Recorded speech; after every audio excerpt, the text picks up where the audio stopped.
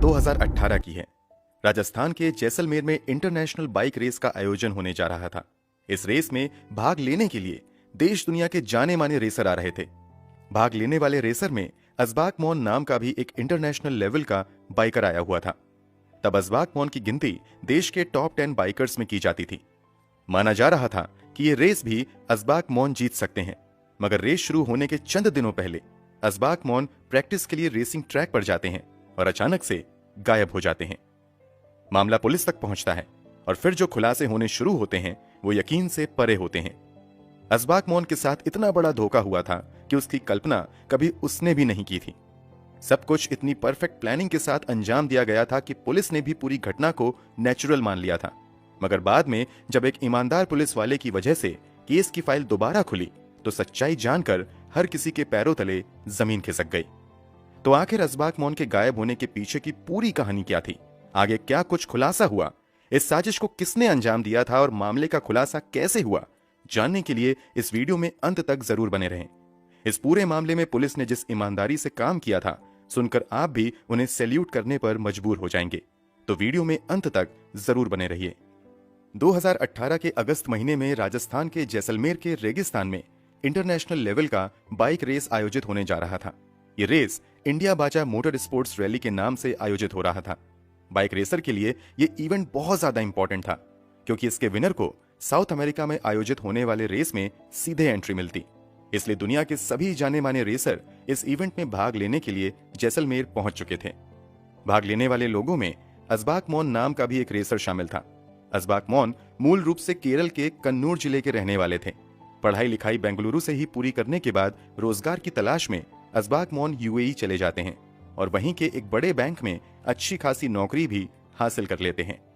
अजबाक मोन जॉब से अच्छा खासा पैसा कमा रहे थे, मगर उनका दिल बाइक से ही लगा रहता था। इसलिए वो जॉब छोड़कर वापस भारत आते हैं और बेंगलुरु को अपना ठिकाना बनाते हैं। यहीं कुछ समय तक आईटी कंपनी में जॉब करते हुए अजबाक मोन की मुलाकात सुमेरा परवेज नाम की एक लड़की से होती है। पहले इन दोनों में दोस्ती होती है और यही दोस्ती फिर प्यार में बदल जाती है और कुछ समय बाद दोनों शादी भी कर लेते हैं। सुमेरा को भी बाइक का काफी शौक था और वो भी अपने पति अजबाक मोन के साथ अक्सर बाइक पर साथ में सफर पर आया जाया करती थी। समय के साथ अजबाक मोन का रुझान शौकिया बाइकिंग से बढ़कर अब प्रोफेशनल बाइकिंग की तरफ होने लगता है और वो बजाबते अपनी एक टीम बनाने पर काम करने लगते हैं और कुछ समय बाद 5 दोस्तों के साथ मिलकर अपनी एक प्रोफेशनल टीम बनाते हैं और दुनिया के अलग अलग देशों में आयोजित होने वाली बाइक रेस में भाग लेने लगते हैं। देखते ही देखते अजबाक मोन भारत के टॉप 10 बाइक रेसर में भी शामिल हो जाते हैं। 2018 में जैसलमेर में बाइक रेस में भाग लेने के लिए भी वो अपने 5 दोस्तों के साथ जैसलमेर आ जाते हैं। अजबाक मोन की टीम में इनके अलावा 4 लोग और थे। इसमें 2 दूसरे देश के थे, जबकि चौथे का नाम संजय कुमार तथा 5वें का नाम विश्वास SD था। पूरी तैयारी के बाद अजबाक मोन फाइनली रेस में भाग लेने के लिए जैसलमेर पहुंच जाते हैं और रेस शुरू होने से कुछ दिन पहले यानी 15 अगस्त 2018 को अपने दोस्तों के साथ रेसिंग ट्रैक का मुआयना करने के लिए जाते हैं। जब ये सभी रेसिंग ट्रैक देखने गए हुए थे, तभी अजबाक मोन के साथ मौजूद उसका दोस्त कहता है कि क्यों ना हम लोग फाइनल रेस में शामिल होने से पहले एक प्रैक्टिस रेस पर चलें। अजबाक मोन को यह आइडिया पसंद आता है और तय होता है कि 16 अगस्त 2018 को ये 5 दोस्त एक साथ प्रैक्टिस रेस पर जाएंगे। प्रैक्टिस रेस पर जाने के लिए भी इस रेस के आयोजकों से परमिशन लेने की जरूरत होती है, मगर ये लोग बिना परमिशन के ही प्रैक्टिस के लिए जाने का मन बना लेते हैं और फाइनली 16 अगस्त को अजबाक मोन और उसके सभी दोस्त प्रैक्टिस के लिए निकल जाते हैं। जब ये सभी रेस पर जाते हैं तो इनके 2 रेसर एक दूसरी ट्रैक पकड़ लेते हैं, जबकि अजबाक मोन, संजय तथा विश्वास एक अलग ट्रैक पर निकल जाते हैं। तय शेड्यूल के मुताबिक इन लोगों को कुछ समय बाद वापस अपने अपने कैंप में वापस आना था। प्लान के मुताबिक ही 2 रेसर कैंप में वापस आ जाते हैं, मगर अजबाक मोन, संजय तथा विश्वास काफी देर तक वापस नहीं आते हैं। यहां तक कि कई घंटे बीत जाते हैं, मगर इन तीनों का कहीं भी अता पता नहीं चलता है। जब शाम तेजी से ढलने लगती है, तब संजय और विश्वास वापस कैंप में आते हैं और वहां मौजूद लोगों से अजबाक मोन के बारे में पूछते हैं। वहां मौजूद लोग उल्टे जवाब देते हैं कि ये तो हम लोग तुमसे जानना चाहते हैं कि जब तुम सभी लोग एक साथ गए थे तो फिर अजबाक मोन कहां चला गया। जवाब में संजय और विश्वास कहते हैं कि रास्ते में अजबाक मोन ने हम दोनों से अलग रास्ते पर चलने के लिए कहा और वो खुद ही अलग रास्ते पर चला गया। जब काफी देर हो गई तो हम लोगों ने उसे ढूंढने का काफी प्रयास किया, मगर वो नहीं मिला। शायद वो कहीं रास्ता भटक गया है। संजय तथा विश्वास के इस खुलासे के बाद पूरे कैंप में हड़कंप मच जाता है और तुरंत पूरी टीम असबाक मोन को खोजने में लग जाती है। कई घंटों की मेहनत के बाद भी जब असबाक मोन का कहीं अता पता नहीं चलता है तो अब मामला पास के शाहगढ़ पुलिस स्टेशन में चला जाता है। मामला एक अंतर्राष्ट्रीय स्तर के बाइक रेसर के गायब होने का था, इसलिए पुलिस भी तुरंत हरकत में आ जाती है और पुलिस की कई टीम वीरान रेगिस्तान में असबाक मोन को ढूंढने निकल जाती है। सैकड़ों किलोमीटर के क्षेत्रफल में फैले हुए रेगिस्तान में असबाक मोन को ढूंढना रेत में सुई ढूंढने जैसा था, मगर पुलिस वाले हिम्मत नहीं हारते हैं और अगले 2 दिनों तक असबाक मोन की तलाश जारी रहती है, मगर कहीं भी असबाक मोन का अता पता नहीं चलता है। जब असबाक मोन को ढूंढना मुश्किल होने लगता है तो खोज दल में और लोगों को शामिल किया जाता है तथा जांच का दायरा बढ़ाते हुए बड़े स्तर पर असबाक मोन की तलाश शुरू होती है। इधर लगातार असबाक मोन का फोन भी ट्राई किया जाता है, मगर पहले उसका फोन अनरीचेबल बताता है और फिर कुछ समय बाद फोन स्विच ऑफ हो जाता है। असबाक मोन के गायब होने की खबर बेंगलुरु में रह रही असबाक मोन की पत्नी सुमेरा परवेज को भी दे दी जाती है। पति के गायब होने की खबर सुनते ही सुमेरा भी तत्काल ही फ्लाइट लेकर बेंगलुरु से जैसलमेर पहुंच जाती हैं। 18 अगस्त 2018 को एक बार फिर से असबाक मोन की तलाश शुरू होती है। शुरू के कई घंटे यूं ही बीत जाते हैं, मगर असबाक मोन का अता पता नहीं चलता है। हालांकि जब खोजबीन को 5 घंटे से ज्यादा बीत जाते हैं तो खोज में लगे हुए कुछ लोगों को रेत के नीचे कुछ अजीब सा दिखाई देता है। जब वो सभी करीब जाते हैं तो देखते हैं कि रेत के ढेर के नीचे किसी की लाश पड़ी हुई है। तुरंत उस लाश को वहां से निकाला जाता है। असबाक मोन के दोस्त नीरज और विश्वास उस लाश की पहचान असबाक मोन के तौर पर करते हैं। असबाक मोन की मौत की खबर से रेसिंग की दुनिया से जुड़े लोगों को गहरा सदमा पहुंचता है। हर कोई शॉक्ड था कि वो रेसर जिसे रेस शुरू होने से पहले विनर तक माना जा रहा था, वो बेहद ही रहस्यमयी तरीके से रेतों के ढेर में मरा हुआ पड़ा था। रेगिस्तान की जला देने वाली गर्मी में लगातार 2 दिनों तक पड़े रहने की वजह से शव की हालत बहुत ज्यादा बिगड़ चुकी थी। लाश की हालत को देखकर अंदाजा लग रहा था कि असबाक मोन शायद रास्ता भटक कर यहां तक पहुंच गया और फिर भूख प्यास की वजह से तड़प तड़प कर उसकी मौत हो गई। असबाक मोन का शव मिलने के बाद पुलिस सेक्शन 174 के तहत मामला दर्ज कर शव को पोस्टमार्टम के लिए भेज देती है। इधर असबाक मोन की पत्नी जब जैसलमेर पहुंच जाती हैं तो पुलिस वाले उससे पूछते हैं कि क्या आपको किसी पर शक है या असबाक मोन की किसी से कोई दुश्मनी रही है। जवाब में सुमेरा कहती हैं कि ना तो उसको किसी पर शक है और ना ही असबाक मोन की किसी से कोई दुश्मनी थी। शायद असबाक मोन की मौत रेतीले मैदान में रास्ता भटकने की वजह से भूख और प्यास के कारण हो गई है, क्योंकि असबाक मोन की मौत को लेकर किसी ने किसी भी तरह का शक नहीं जताया था। इसलिए मामूली धाराओं के तहत मामला दर्ज करते हुए पोस्टमार्टम के बाद शव असबाक मोन की पत्नी के हवाले कर दिया जाता है। इधर पोस्टमार्टम रिपोर्ट भी आती है और केस की फाइल में ही कहीं दबकर रह जाती है। कुछ साल बीत जाने के बाद सब कोई अपनी नॉर्मल जिंदगी जीने लगता है, यहां तक कि असबाक मोन की पत्नी भी कथित तौर पर दूसरी शादी कर लेती हैं। हर किसी के लिए असबाक मोन की मौत एक नेचुरल डेथ थी, मगर असबाक मोन के भाई तथा मां को यकीन नहीं हो रहा था कि ये एक सामान्य मौत है। ये लोग अपने स्तर से आवाज उठाने की कोशिश करते हैं, जैसलमेर पुलिस से मामले की अच्छे से जांच करने की गुहार लगाते हैं, मगर कोई भी इन लोगों की बातों की ओर ध्यान नहीं देता है। इस तरह 3 साल बीत जाते हैं। जिस इलाके में यह घटना हुई थी उसी इलाके में साल दर साल कई अधिकारी बदलते हैं, मगर कोई भी असबाक मोन की फाइल की तरफ ध्यान नहीं देता है। बात साल 2020 की है।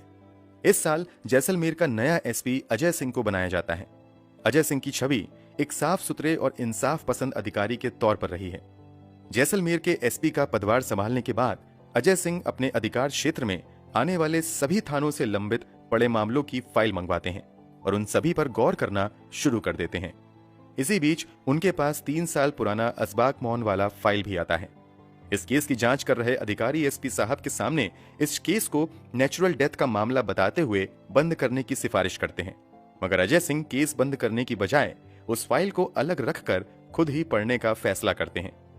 अब यहां से कुछ हिला देने वाले खुलासे होने शुरू होते हैं। एसपी अजय सिंह की नजर उन बातों पर पड़ती है जिसे आज तक किसी ने पलटकर पढ़ना तक जरूरी नहीं समझा था। जैसे ही अजय सिंह केस की फाइल पलटते हैं, उनकी नजर पोस्टमार्टम रिपोर्ट पर पड़ती है। पोस्टमार्टम रिपोर्ट में लिखा हुआ था कि असबाक मौन के गर्दन की हड्डी टूटी हुई थी। केस फाइल में आगे दर्ज था कि जब असबाक मौन की लाश मिली तो वहीं पर उसकी बाइक स्टैंड पर खड़ी थी और उसका हेलमेट बाइक पर रखा हुआ था। अब यहां एसपी साहब का माथा ठनकता है और वो सवाल उठाते हैं कि अगर किसी की गर्दन की हड्डी टूटी है तो वो अपनी बाइक खुद ही कैसे सही सलामत स्टैंड पर खड़ी कर सकता है और कैसे अपनी हेलमेट उतार कर बाइक पर रख सकता है, क्योंकि गर्दन की हड्डी टूटने का मतलब था कि तुरंत उसकी मौत हो जाएगी या फिर वो इस तरह पैरालाइज्ड हो जाएगा कि उसका हाथ पैर भी हिलना डुलना बंद हो जाएगा। जब एसपी साहब फाइल आगे पलटते हैं तो पोस्टमार्टम रिपोर्ट में लिखा हुआ मिलता है कि मरने वाले शख्स के पेट में कुछ अनडाइजेस्टेड फूड भी पाया गया था, मतलब मरने से कुछ देर पहले उस शख्स ने कुछ खाया था। अब यह सवाल उठने लगता है कि जिस व्यक्ति के पेट में अभी भी कुछ अनडाइजेस्टेड फूड बचा हुआ है, उसकी मौत भूख और प्यास से कैसे हो सकती है। पोस्टमार्टम रिपोर्ट में यह भी लिखा हुआ था कि गर्दन की हड्डी बैठने की हालत में टूटी है, मतलब कोई व्यक्ति खुद ही बैठकर अपनी गर्दन कैसे और क्यों तोड़ेगा। इतना ही नहीं, पहले दावा किया गया था कि रास्ता भटकने की वजह से असबाक मौन के बाइक की पेट्रोल खत्म हो गई, इस कारण वो आगे कहीं नहीं जा पाया और रेतीले मैदान में फंस गया। मगर जांच रिपोर्ट में यह भी दर्ज मिलता है कि अब भी मौन की बाइक में लगभग आधा लीटर पेट्रोल बचा हुआ था, जिसकी मदद से वो आसानी से पास के गांव जाकर मदद मांग सकता था। एफआईआर के मुताबिक मौन का मोबाइल गायब था। स्टैंड पर खड़ी हुई बाइक, बाइक पर रखा हुआ सही सलामत हेलमेट, पेट में बचा हुआ अनडाइजेस्टेड फूड, गाड़ी में मौजूद पेट्रोल, सिटिंग पोजीशन में टूटी हुई गर्दन की हड्डी अब चीख चीख कर इशारा करने लगी थी कि असबाक मौन की मौत कोई नेचुरल डेथ नहीं बल्कि पूरी प्लानिंग के साथ की गई हत्या है। पूरी फाइल की गहराई से जांच करने के बाद एसपी अजय सिंह तत्काल ही इस केस की जांच फिर से शुरू करने का आदेश देते हैं। इस केस की जांच का जिम्मा डीएसपी भवानी सिंह को दिया जाता है। जांच शुरू होते ही सबसे पहले असबाक के साथ उस दिन रेस पर गए हुए उसके दोस्त संजय और विश्वास को पूछताछ के लिए जैसलमेर आने के लिए नोटिस जारी किया जाता है।